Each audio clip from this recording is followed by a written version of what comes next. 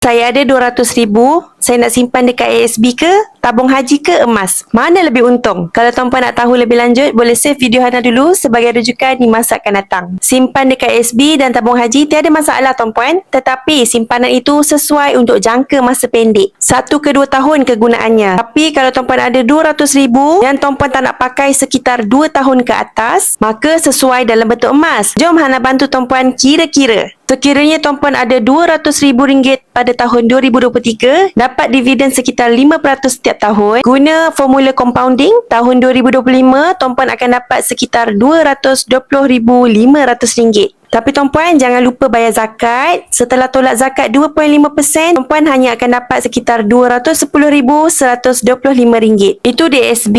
Manakala di tabung haji, jika tuan-puan ada sekitar RM200,000 tahun 2023, selepas 2 tahun dapat dividen 4% dan tak perlu dibayarkan zakat kerana tabung haji dah bantu tolakkan zakat untuk kita. Maka tuan-puan akan dapat sekitar RM216,320. Tapi berbeza dengan simpanan emas.